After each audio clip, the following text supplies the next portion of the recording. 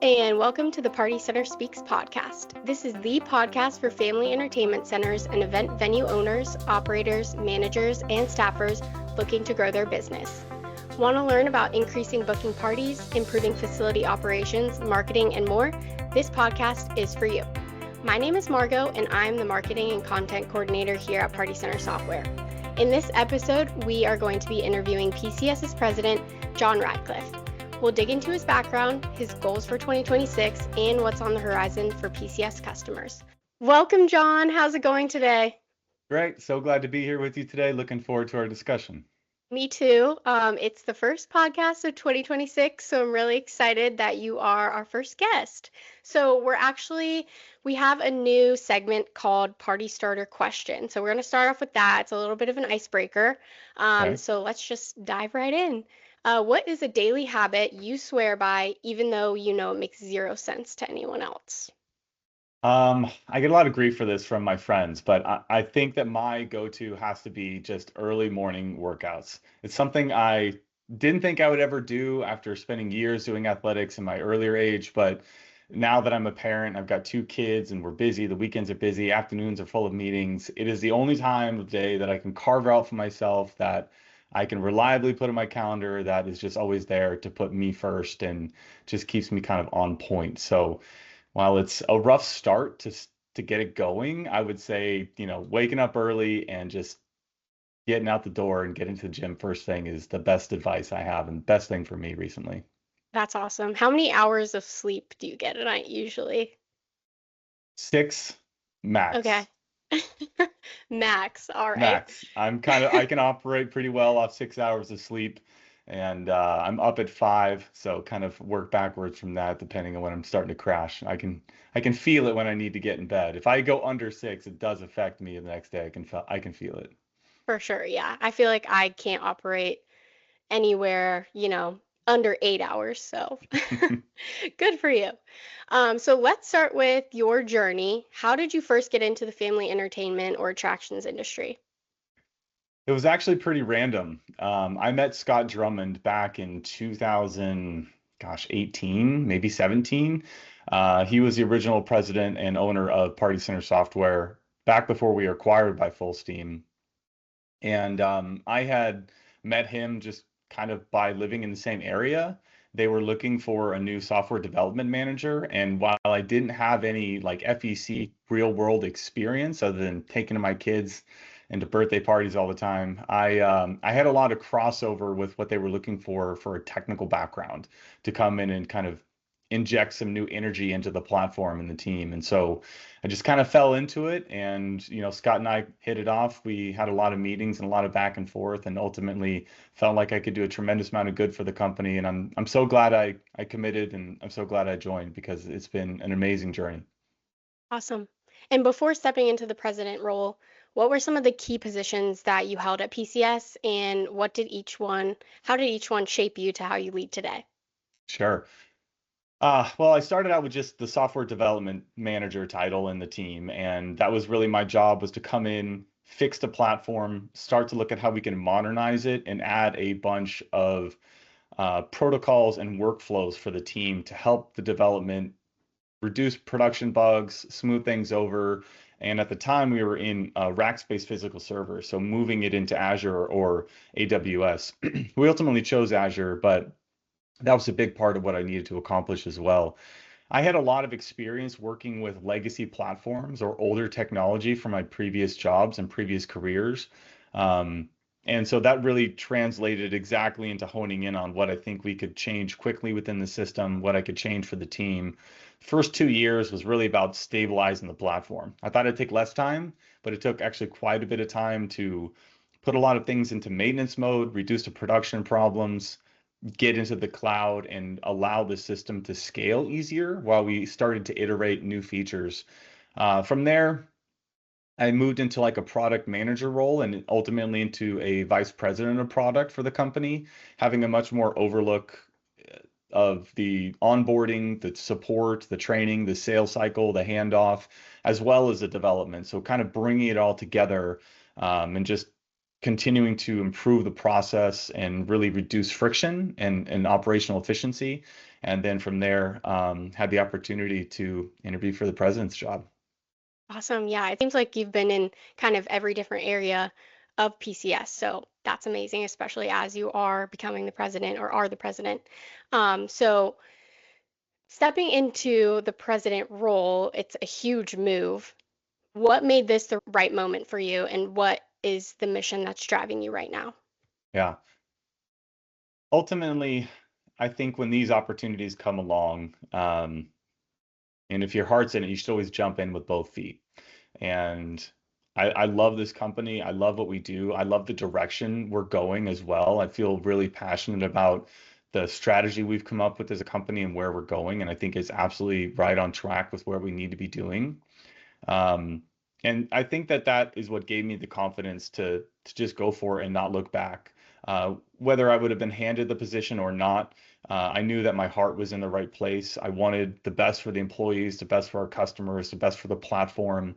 And there's nothing more exciting than seeing things work and seeing the platform grow and seeing our customers enjoy what we're creating and what we're doing. And so for me, it just had a lot of alignment. I do think it helped a lot that I had so much experience with all the departments. Kind of knowing their inner workings and all the staff there gave me a good leg up to see opportunities. And I would say that that's really paying dividends now. Even as I've moved into the role, there's a lot of things that I was isolated within the product side that my eyes have been opened up in order to just continue to allow all the teams to move forward and work independently and better. And really just ultimately faster, and whatever we can do to push things out quicker for our customer base is always going to be better. Yes, yeah. And every leader has a unique approach. So, how would you describe your leadership style, and what can PCS customers expect from you as the new president? I think that as I moved into the development side of things, as I reflect on this, I've always had a bit of a servant leadership style, meaning I look to unblock people I'm managing as quickly as I can and keep them working as efficiently as I can, and then doing my work in between.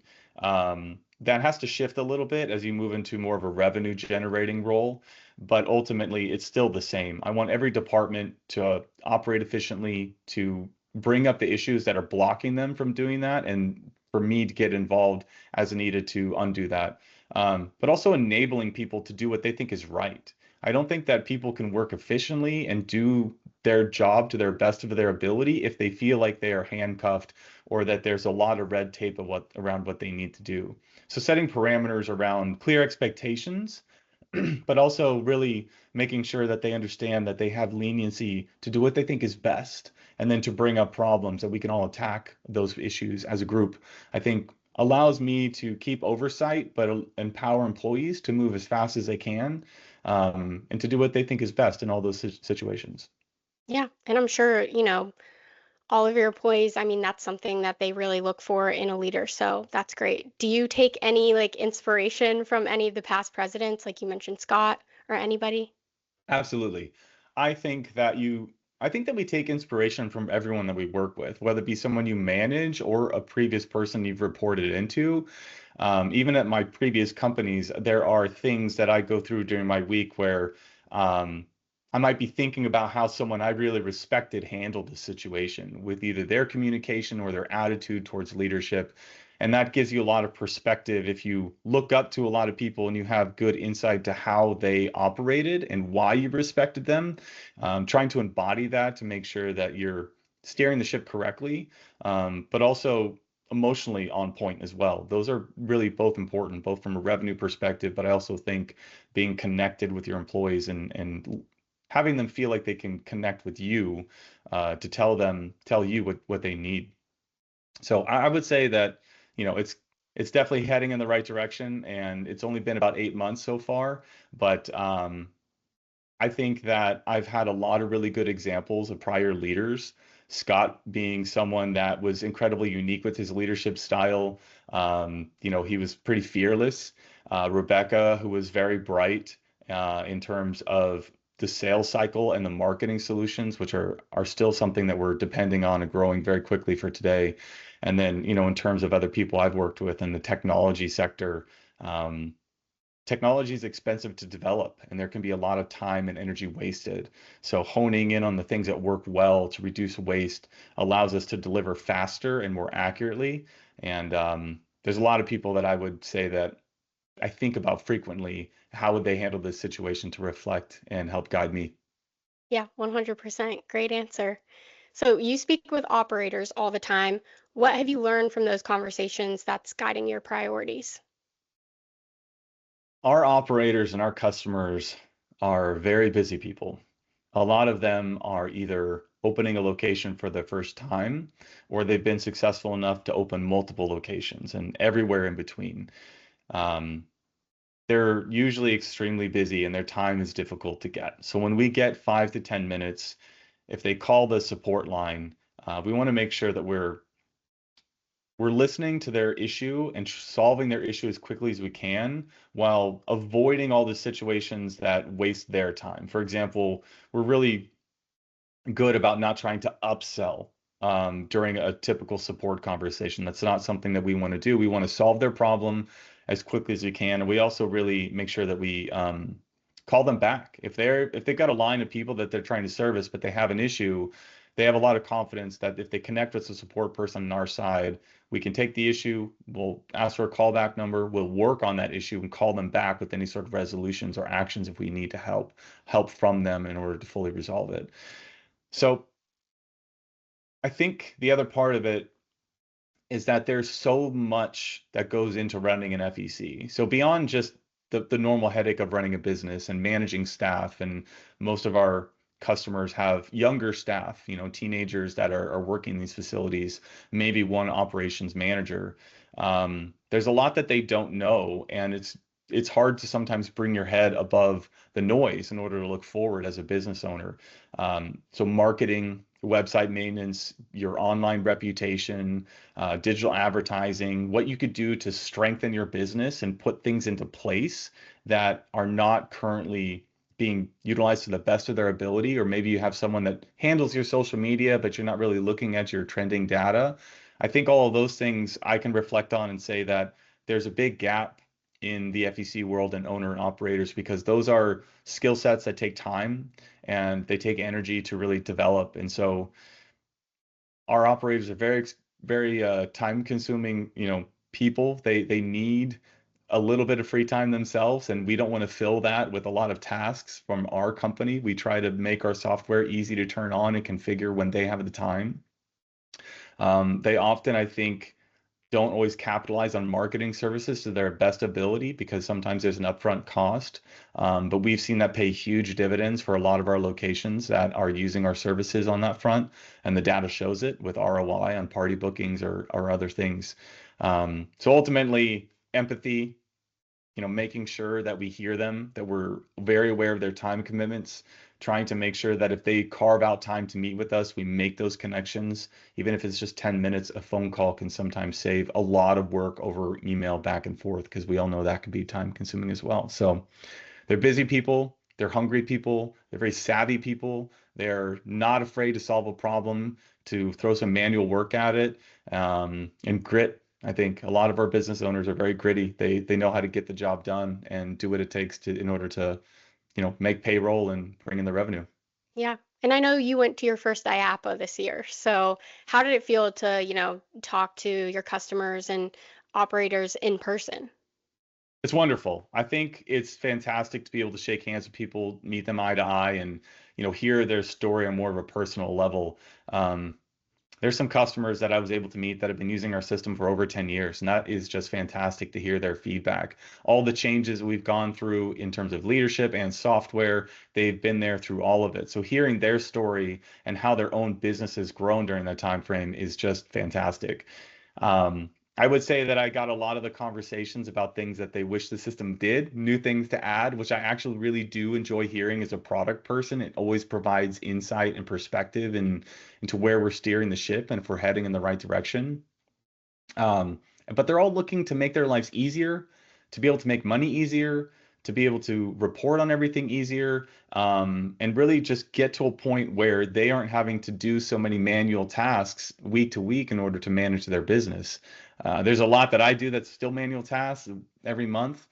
even for our business. And I can imagine that is the same for anyone else running an FEC. So providing a tool set and a feature set that helps reduce that load is really great to hear those success stories. And then overall, it's really nice to hear the positive comments. Might be tooting our own horn a little bit here, but it's really great to hear directly from our customers how much they enjoy working with our staff, not just the product and happy with the changes of where it's going, but the fact that they know that they can call our support person and they're going to get them on the phone right away, and that they're going to take their issue and resolve it quickly, or connect with our customer success manager, or even have conversations with the sales rep about ways that they're looking to expand and how they can best utilize their tool set to capitalize on that before even opening their door. So it's amazing. I really, really enjoyed it. I'm looking forward to going back next year. Yeah, 100%. And, that kind of leads into my next question about PCS and how we talk about partnership all the time. So, what does true partnership mean to you when it comes to supporting FEC owners and operators? I think partnership, from my perspective, can be cut to kind of two categories.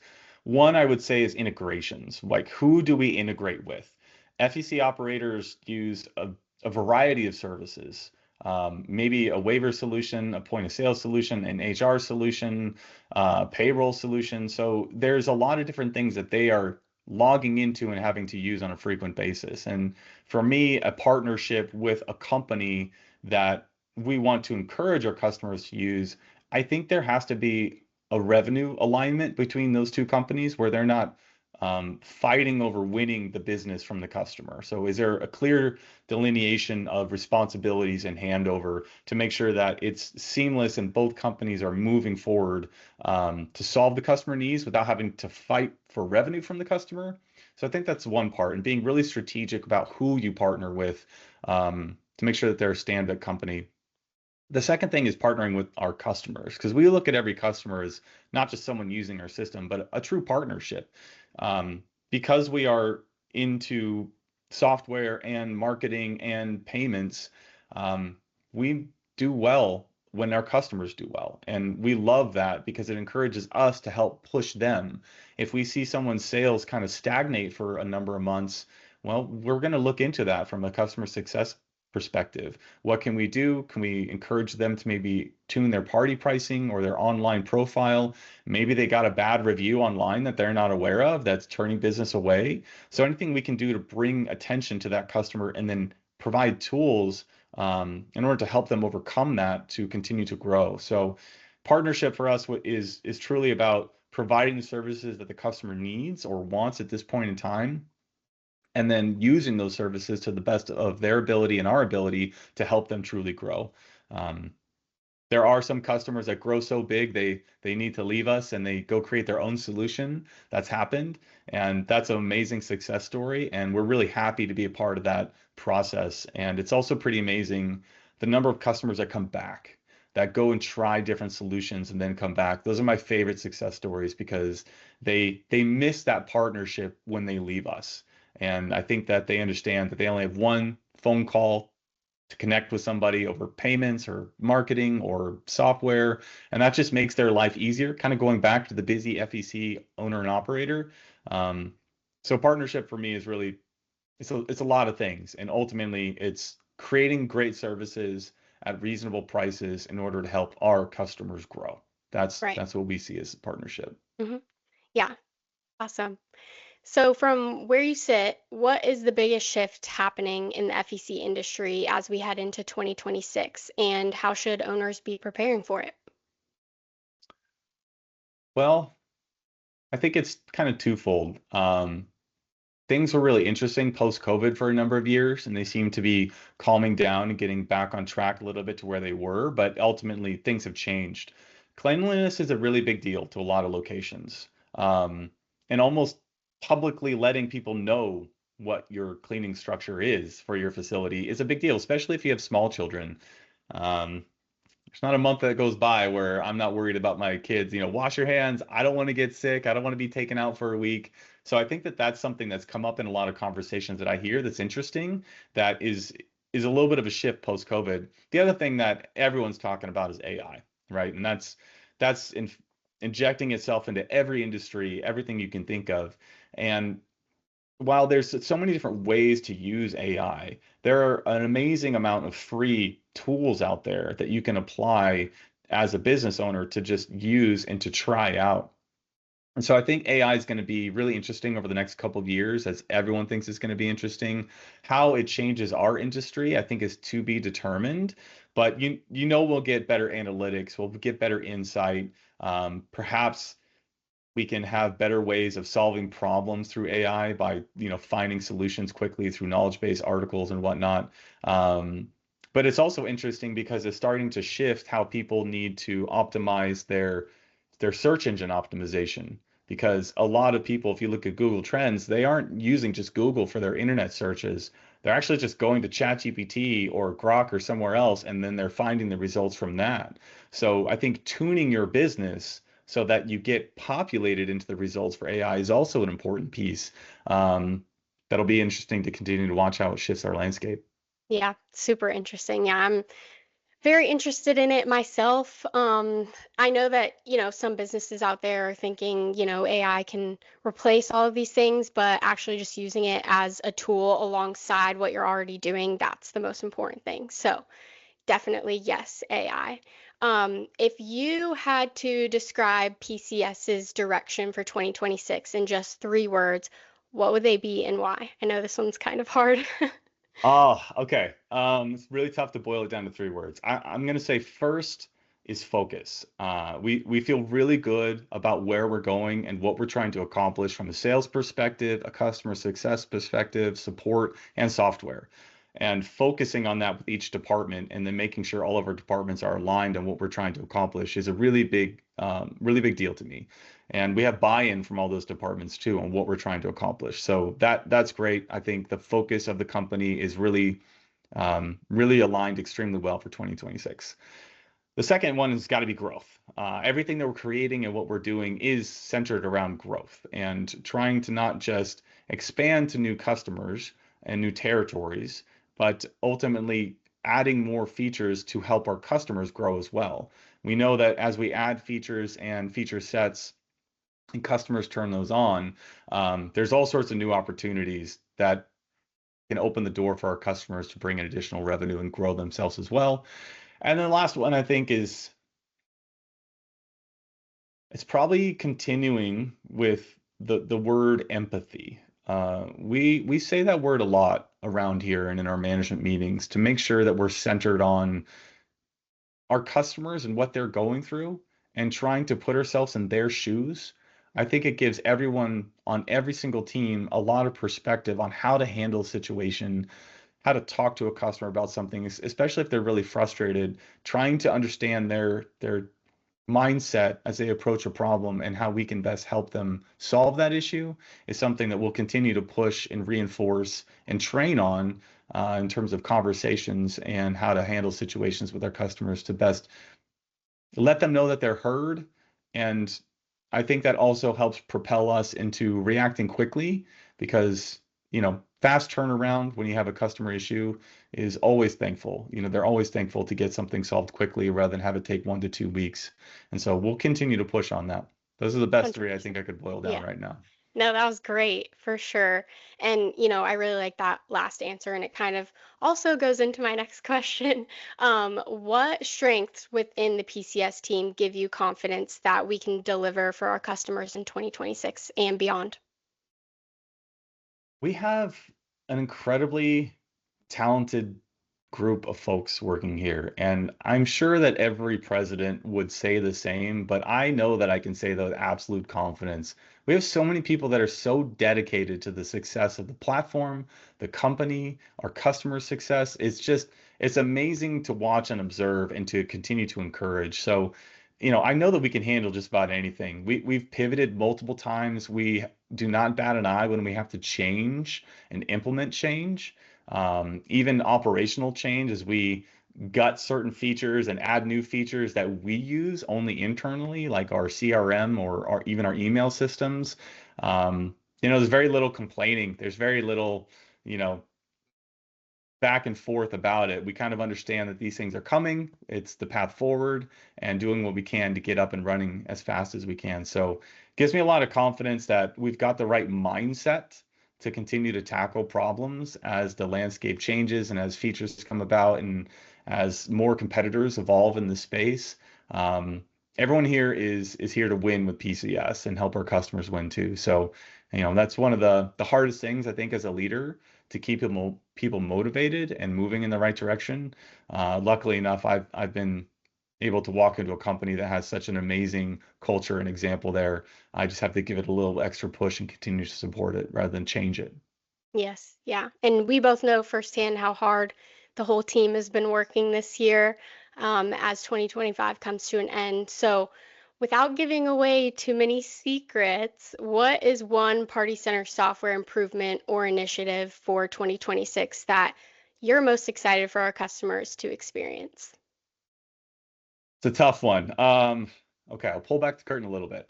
And I've talked about this with some of the folks that I have, so I'm comfortable saying it. I think the first one is just a ticket feature.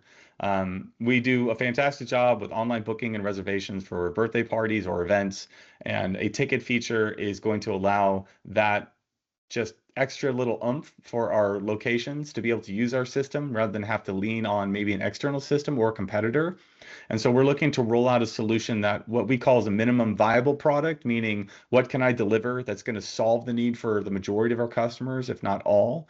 Also open up opportunities for new sales deals while delivering something that doesn't require an enormous amount of effort to develop and get over the finish line. Something that we can continue to iterate on in the future. So that's something we do very carefully on our development side, is just how far can we take it without taking it all the way, because that all the way can sometimes be 3 times longer in terms of a time frame for development. And getting something out there customers can use and that we can start getting feedback on quickly is just paramount to being able to shift that feature over time to tune it to be what our customers need. So we're excited to deliver that. I won't supply a time frame at this time, but it is something in 2026 that we are super excited to roll out. And the planning and the workflows are all already in place, and we're doing what we can to make sure it's going to be as successful as possible. Awesome. Yeah, I'm sure our customers are excited too. And I'm glad we're talking about improvements for 2026 because this is exactly where our customers' voices matter most. The PCS Feedback Hub is a place where our customers can share feature requests, vote on what's most important to them, and help shape what our team focuses on next. Their input truly does guide our roadmap, and many of the updates we've released this past year have come directly from conversations and submissions from FEC owners and operators. Jon, thank you so much. I've appreciated chatting with you on the podcast today, and I can't wait for our listeners to learn more about you. Do you have any last words? No, thank you, Margaux. It was great to be able to just have a conversation with you about this. I'm so excited about where we're going as a company, and just definitely want to reiterate the need to voice your opinion on what you'd like to see. That board that you just discussed is critical, and I read them. I read all the comments. I go through it at least once a month, and I know our product team is constantly looking at it for adjustments to either features we've released or what's coming down the pipe in order to tune things to deliver something that's going to really, really work. So continue to voice your concerns or vote for other features that are already there. It's a really wonderful tool to provide feedback directly to us. Awesome. Thank you, Jon. Thanks for joining us for this conversation with Jon. We're really excited for what's ahead in 2026, and we'd love to hear from you. If you have feedback or topics you want us to explore, visit our feedback hub linked below or email us at marketing@partycentersoftware.com. This podcast airs twice a month with new episodes released on Thursdays. Party Center Speaks is powered by Party Center Software. We are a facility management tool that helps family entertainment centers and event venues book more parties and manage their facilities. We also offer marketing services such as custom website design and digital advertising to help you expand your reach and increase traffic. If you'd like to know more about us, head over to partycentersoftware.com and be sure to give us a follow at Party Center Software on Facebook, Instagram, Pinterest, LinkedIn, and Party Center Soft on Twitter. Until next time, thanks for listening.